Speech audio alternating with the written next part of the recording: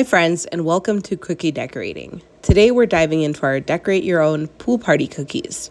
You'll be decorating 4 cookies today, and each one has a light imprint to help guide your icing and make the process easier and more fun. We've prepared everything you need, including 4 colored icing bags in your kit. Before we begin, make sure to massage each icing bag thoroughly, and you could do this by kneading the bag with your fingers or your cookie decorating smoother and more vibrant. Let's go over the tools you'll be using today. First, your scribe tool. This is the pointy stick included in your kit. It's perfect for popping air bubbles and dragging icing into small corners or finer details. You'll definitely want to keep this handy. We also included a napkin, but feel free to have an extra one nearby to keep things clean. Use this to wipe the tip of your icing bags often. You could also clean your scribe tool with it, and we recommend using the fold of your napkin. That way your hands stay nice and clean as well. When you keep your tips clean, it allows you to have more precise cookie decorating. Next up, you'll need a pair of scissors to snip the ends of your icing bags. Cutting correctly is very important, so I'll walk you through that step in just a moment. In your kit, you'll also find an instruction card. I recommend reading it before we begin. It has helpful tips like how to cut your icing bags, how to store leftover cookies, and reminders about the shelf life. So I definitely recommend looking over this little card before you begin. Now, one fun and optional tool we like to use is an edible cookie marker. It's great for tracing outlines before laying down icing, which really helps you map out where each section goes. We have the imprints there as well to make this class really smooth and easy. And we've linked our favorite ones on our Amazon storefront, but you can source these anywhere. You can find that link on our Instagram bio, or feel free to email us and we can send you the link directly. As you can see here, I'm going to demonstrate how smoothly it goes on. I prefer the light brown color, so it's a lot easier to cover up. But if you are needing more vibrancy, then they sell them in pretty much every color available. And so you can see how easily it goes on cookies. It's completely edible. And I know most markers are non-toxic, but these ones were specifically made for treats like cookies and cakes. So now that you're all set with your tools and your icing, let's jump into the next step. I will dare to say this is probably the most important part of cookie decorating, and that is cutting your icing bags. There is a seam that you can see on the side of your piping bag, and you want to make sure that you flatten the tip down. Using a pair of scissors, carefully snip a very small amount off the end.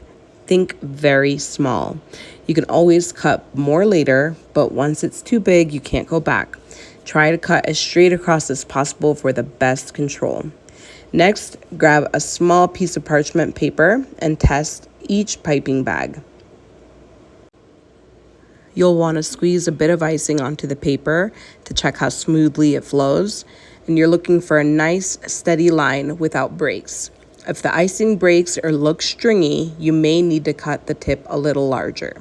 If nothing is coming out, it might just be a clog. Gently squeeze the icing onto your napkin to clear the blockage. And once your icing flows out smoothly and easily, continue cutting the rest of your icing bags the same way. Small, clean, and straight across. Now let's go over 2 really important cookie decorating terms: outlining and flooding. Think of your piping bag like a pencil. Hold it in a way that feels natural, whether you're right or left-handed. I like to tie a knot at the back of my icing bag to create steady pressure, and my index finger rests parallel to the piping bag to help guide the icing.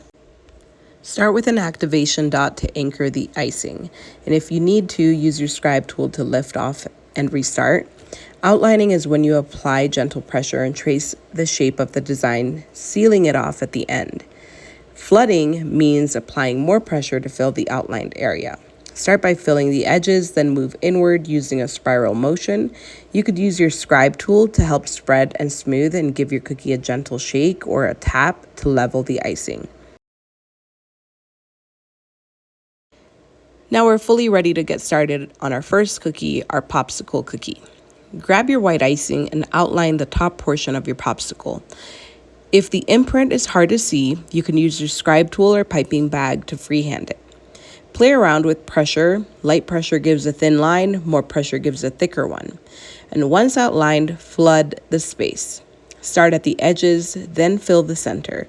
Use your scribe to push icing into small gaps, and then you can give it a cookie shake to smooth out the icing. Make sure that you're focusing on any imprints or indents that you're seeing and adding more icing as need be to those areas. While the icing is wet, we're now going to grab out a pinch of sprinkles and we are going to gently lay them on top of our glossy white icing. You can be strategic about the placement of your sprinkles if you'd like. I only like to disperse them in areas that I'm seeing that need them more. Just make sure that you grab your scribe tool and you dust off any sprinkles that laid down on the cookie. That way everything is separated and your icings are touching the actual icing and not the undecorated cookie portion of your cookie. And now we're going to work on the bottom portion of our popsicle. We're going to switch over to our blue icing and we are going to work on outlining the bottom section of our popsicle. You want to start working nice and slow. Remember to rest at every transition. And then you want to make sure you're staying just below the drip line. So I recommend that you work a lot slower to protect the white drip on the top. Once you have that outline completely closed off, then you switch over to adding a lot more pressure and focusing on flooding the rest of the bottom section, switching over to your scribe tool as need be and giving it a nice gentle shake to make sure that it is nice and smooth. Now let's switch over to our yellow icing color for the popsicle stick. You're going to outline a thinner shape, rounding off at the bottom, and then you're going to flood it in. Notice how I start with small activation marks so I can see how thick I want my stem to be. And then I widen it off at the bottom, making sure I'm giving it a nice smooth curve and closing off that outline. Once I have my popsicle stick completely outlined, I go into flooding and I make sure that I'm cleaning both my scribe tool and the tips of my icing bag so it gives me the best transition marks and more control this way as well. And that completes your popsicle cookie. Now let's move on to the beach ball. Start with your pink icing bag, clean the tip, and begin at the center. Follow the imprint or use a marker or scribe tool to etch the shape and outline your pink section and flood it in, working from the edge inward. Take your time, making sure that you're focusing on smooth transitions as you do this. And I always recommend that when you are starting an activation mark, that you lift up and away from your cookie so you have more stability.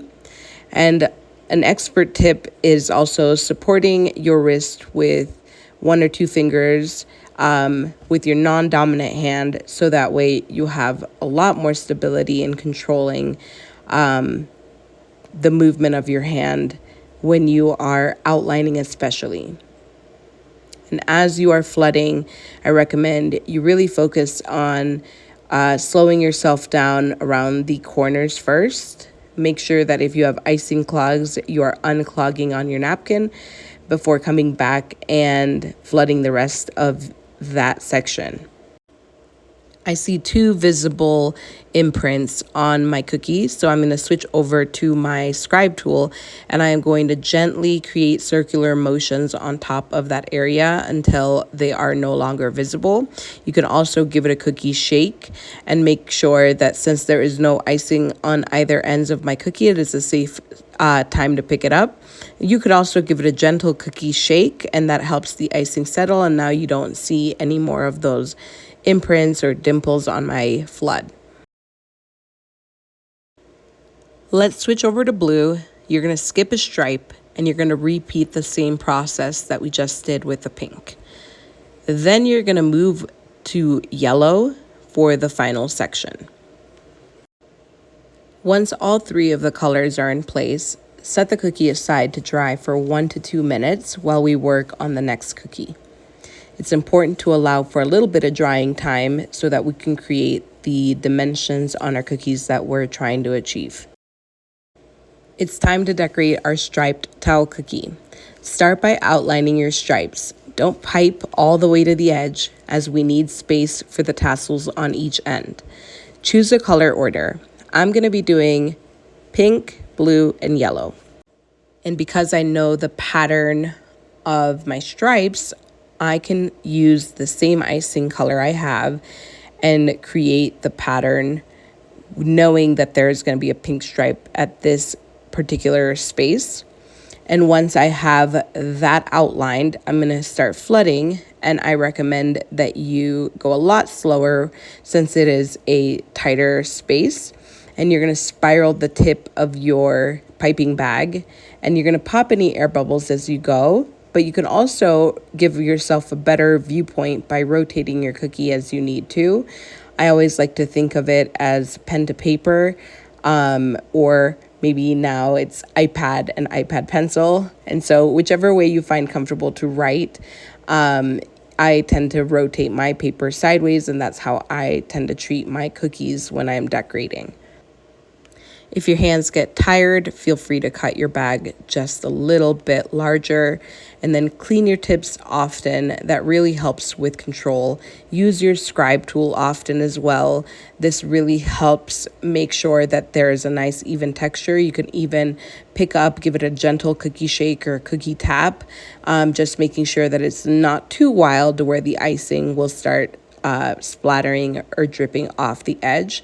And once you have those two stripes in place, you're going to switch over to your blue icing color, which for me is my second stripe.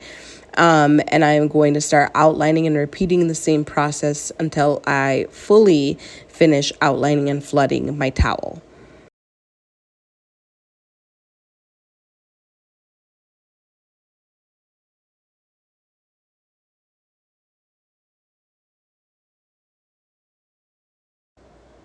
For this last stripe, which is my yellow for me, I go directly on top of the pink and the blue, and that really helps for a cleaner transition between two different colors. This is considered a wet on wet technique, meaning everything is very fresh, and it is creating a very smooth texture when it all glues together in one solid motion. So definitely work slower on this last stripe, and definitely rely on your scribe tool to make sure that things are looking nice and smooth. And then I go ahead and finish off with a gentle cookie shake or a gentle cookie tap to make sure that everything is looking nice and smooth like a towel would.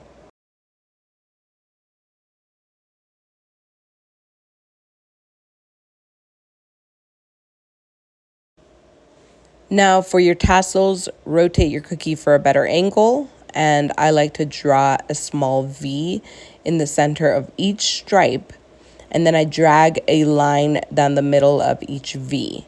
Repeat this process on both ends and add more tassels if you'd like. It's totally up to you at this point.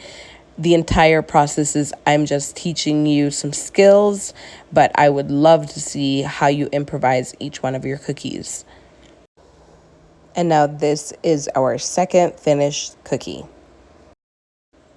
Let's go back to our beach ball to finish it off. Grab your white icing and outline the remaining open sections between your colored stripes. Flood each one, working carefully around the edges, and use your scribe tool to reach really tight corners and smooth the icing. Once all the sections are filled, give it another 1 to 2 minutes to dry before we add the final finish touch on it.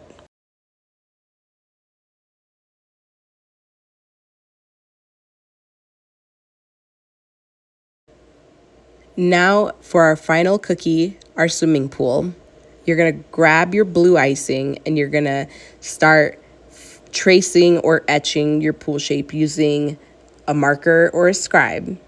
And then you're going to go right into outlining whatever you defined to be your pool area.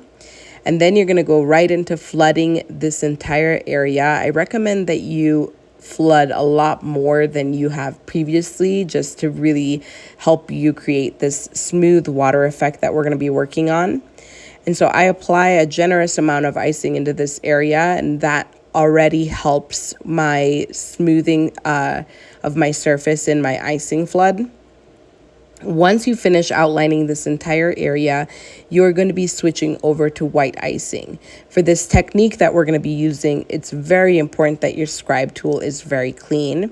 And so we're going to be spacing some lines throughout our pool, and I am going to create some lines that are squiggly because it just creates more of a natural looking effect of my water on top of my pool. And I'm trying to best of my knowledge, make them nice and even, but it does not have to be perfect. Then you grab your scribe tool and you're going to drag it gently on the surface of the flood, and you're going to drag it from one end to the other. You're going to start spiraling it ever so slightly so that you can start creating that glimmering water effect. And you're going to repeat this process until you get all the way across your pool. You can absolutely come back in like I am on just some random sections and say, okay, that looks maybe too perfect or symmetrical. So I like to break it apart and start spiraling my scribe tool in different sections, so it really creates more of a water-like effect. But completely up to you. I just make sure that I'm cleaning my scribe tool as I go. With white in hand, I'm going to start creating an outline on the exterior edge of my pool. If I am not pleased with anything on this outline, I can just gently pick up just that section with my scribe tool and seal it back up and connecting it all together with white icing. And now I'm going to go on top of my blue pool flood, and I'm going to create another outline around that and move on to flooding this entire border to really bring my pool to life with the edge. We're going to be needing to let this cookie dry for 2 to 3 minutes before we add the floaties on top, but just make sure that you continue using your scribe tool as need be. Now let's go back to our beach ball for one final touch.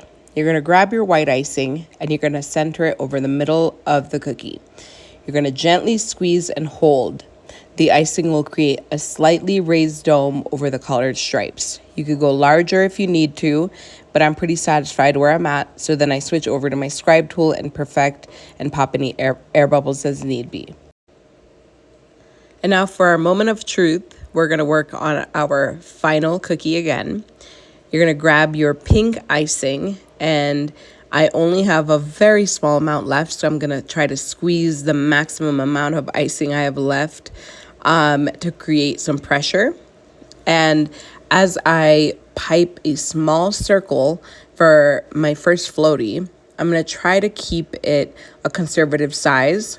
And I'm also going to be cautious of the amount of spreading that happens before I move on to make it a little bit thicker. That way my donut floaty doesn't completely get closed off.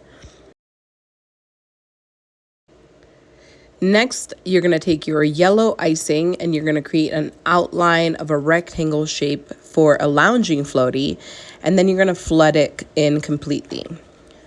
Then you're going to switch over to your blue icing color and you're going to add a small pillow shape and a few horizontal lines across the floaty.